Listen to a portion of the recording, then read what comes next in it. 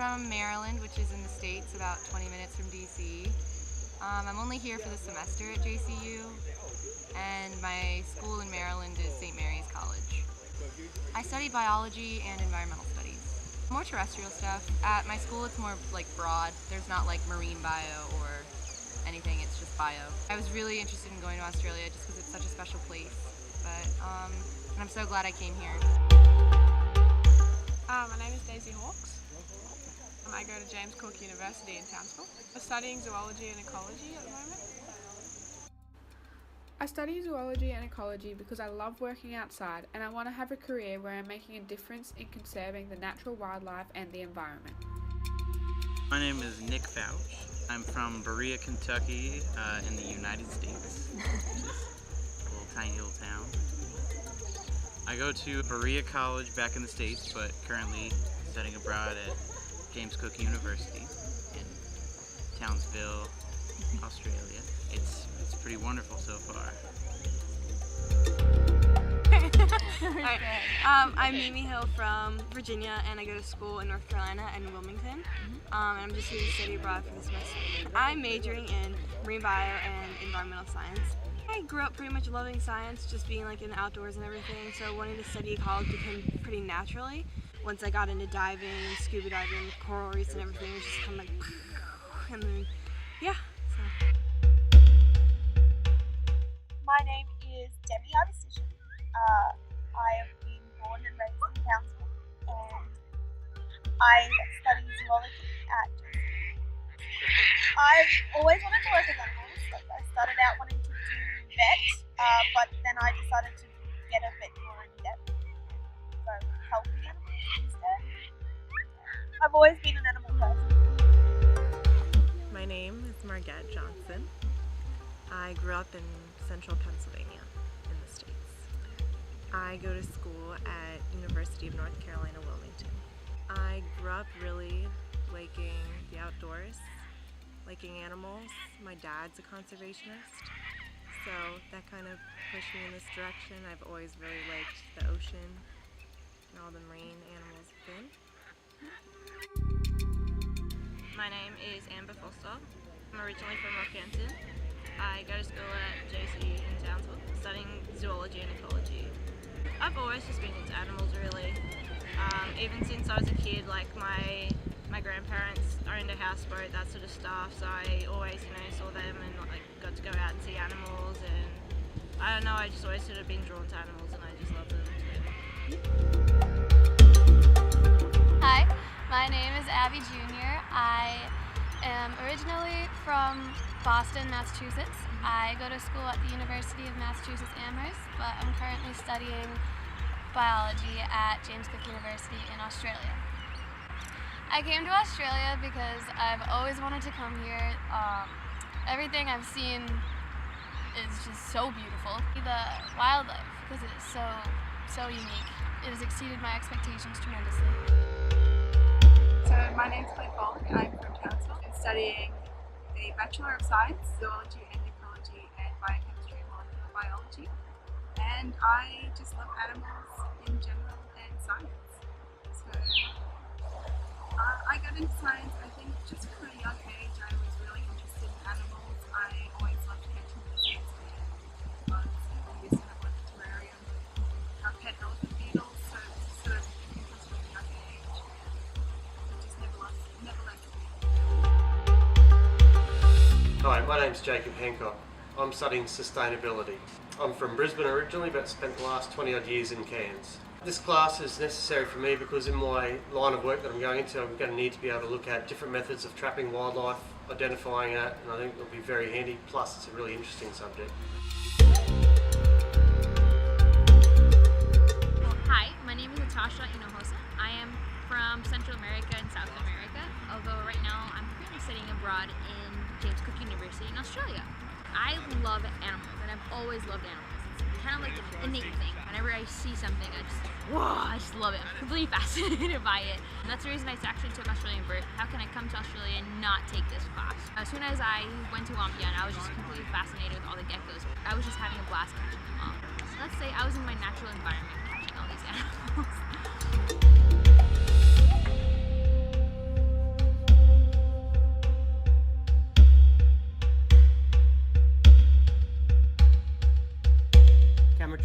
wildlife management and research is a growing global phenomenon. The technology is advancing very quickly, providing unique opportunities for collecting new biological knowledge. This tool is widely used across the globe, especially to study medium to large terrestrial mammals and birds, and is one of the most powerful tools for wildlife research. The cameras we utilise at Wambiana were motion activated, with infrared vision for nocturnal animals. They were used for the larger animals which could not fit into the smaller traps, such as dingoes and possibly feral cats. This is a humane way to capture data without disrupting their natural behaviours. We had two techniques for the cameras at each site at Wambiana. The first camera was strapped to a tree and directed at a bait container, pegged to the ground with a chicken neck inside to attract any carnivores or omnivores nearby. The second camera was also strapped to a tree and directed at a speaker giving off a cat's meow, also used to attract larger animals.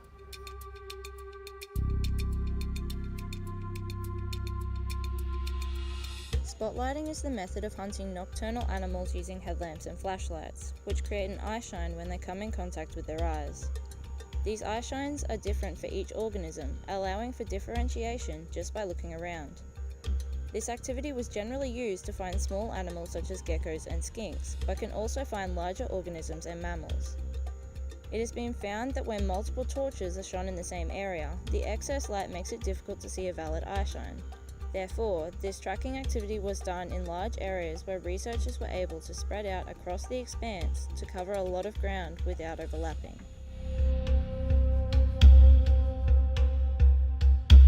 Birdwatching is one of the simplest and most effective ways to survey local wildlife. Species can be identified in the immediate area by using both visual and auditory cues. Typically, binoculars are used to obtain a clear visual on each bird. Using a field guide or other resources, each bird can be identified based on color, size, and various other defining characteristics. Each bird has a distinctive call that can be referenced using technology such as an app or confirmed through an expert such as Conrad. We were able to identify a wide variety of birds during our time at Wambiana. To accurately describe any animal, you must include details about the habitat it is encompassed within, requiring a survey of the vegetation in the target area you have been sampling from. First, you should identify the type of vegetation you are looking at, whilst including environmental conditions. This includes information like the dominant species composition and abiotic factors such as rainfall, soil type, and cloud cover. Irrespective of the species, an estimate of the maximum tree height, percentage of canopy distribution, and percentage of ground cover density are required. To quantify the estimates, set up a transect with 1 metre plots at multiple designated points. Each plot is visually observed to determine percentage cover of the plotted area. The values are then added and averaged to give a percentage of ground cover. Quantifying canopy cover, we follow a straight line transect. At all points where there is canopy cover present, measurements are recorded. Again, the totals are added and then divided by the total length of the transect to give a percentage value of the canopy cover. A few repeats should be performed to ensure statistical significance. Our zone, the box woodland, was dominated by sclerophyllous savanna with grasses and eucalypt overstory. There was also a high prevalence of the invasive species Ziziphus mauritiana. During our stay at Wambiana, we conducted abundant surveys of various species of kangaroo, including the eastern grey and red. Because kangaroo and other macropods are easily stressed and sometimes difficult to capture, the best survey technique is to visually count them. Our visual surveys took place during the mornings and evenings, as this is the best time for spotting. We drove along the roads throughout Wambiana and recorded the number of kangaroos we spotted and the species if possible. The best way to ID the eastern kangaroo is by a small white tuft of hair in their ears, a black tipped tail, and a scruffy coat. Red kangaroos are typically much larger than the eastern greys, and the coats have a softer appearance. The male red kangaroos are also usually a reddish-brown color rather than a grayish tan.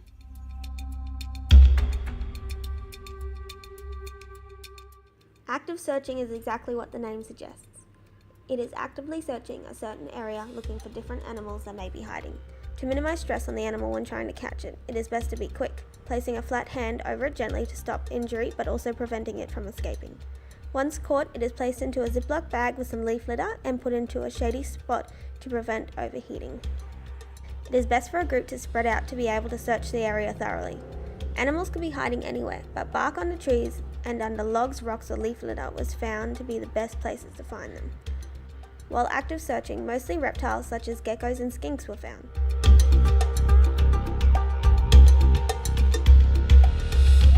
On the first day of the trip, each team was assigned a site to set up traps. The same types of traps were set up at each site, but the specific arrangement of traps varied. At our site, we set up 10 pit traps in lines that alternated between horizontal and vertical. We began by locating each pre-existing bucket and removing dirt and water from inside of them. Then we dug paths from the side of each bucket that were approximately 3 meters long and 2 to 5 centimeters deep.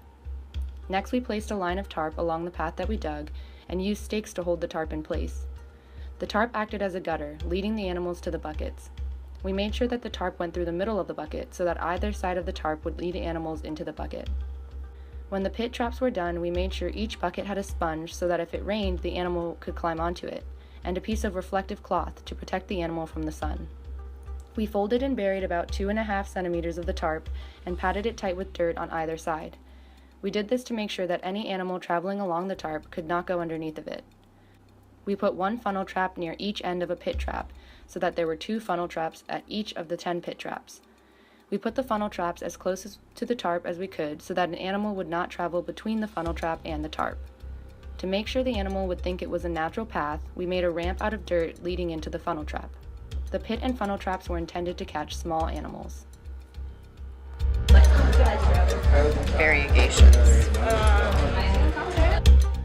We used field books with dichotomous keys and hand lenses to identify the species.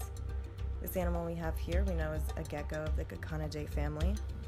We then narrowed down the genus by distinguishing between sets of characteristics from the provided key.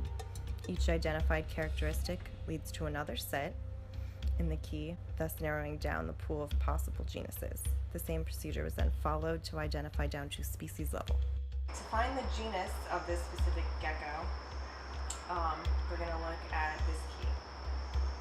The first one is no enlarged scales under the digits, as picture A shows, at most a pair of barely discernible plates under the tip, or 2 or more enlarged plates under the digits, or subdigital scales that are broad, extending the full width of the digit.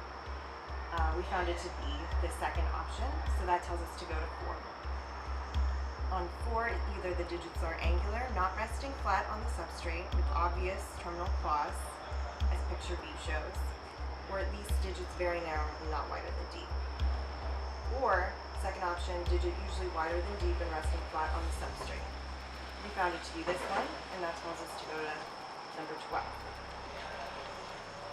Number 12, either a pair of enlarged terminal plates, no, the gecko does not have that, or enlarged lamellae not ending with 2 large plates.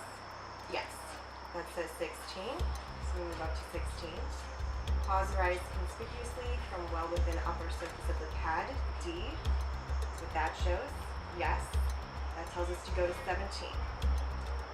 Either the inner digit is clawless, all scales uniformly granular, or the inner digit is clawed. This gecko does not have inner digits with claws. They're clawless. So that tells us that Gehyra is the genus. Okay, now to find the species, we go to the genus Gehyra. Okay. First one, subdigital lamellae undivided, or they're divided, A or B. It appears that our gecko has A, divided, so we go to number 2. 9 or more lamellae under expanded pad on 4th toe, or fewer than 9 lamellae. We counted exactly 9, so we go to number 3. Upper edge of rostral scale relatively flat, margined above by only 2 large scales, or upper edge of rostral scale flat, deeply sloping, margined above by 2 large outer and 1 to 2 small or medium scales. We found it to be the second option, which tells us the species is dubia, Gehyra dubia. Okay, is that good?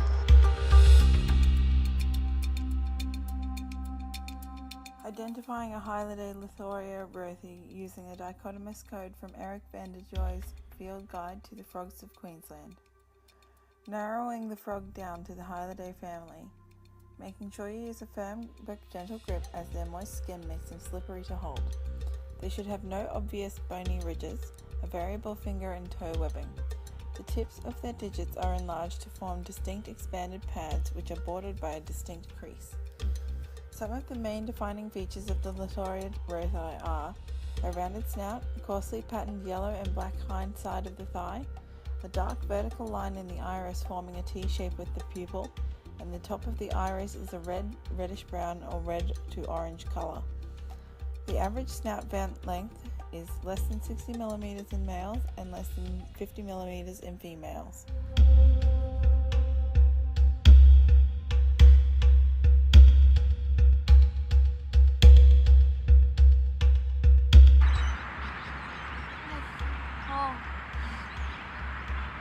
My favorite animal in Australia?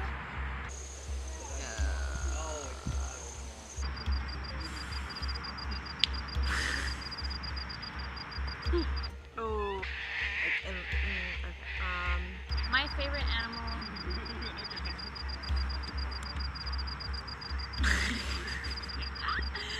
is Wow. Favorite animal in general?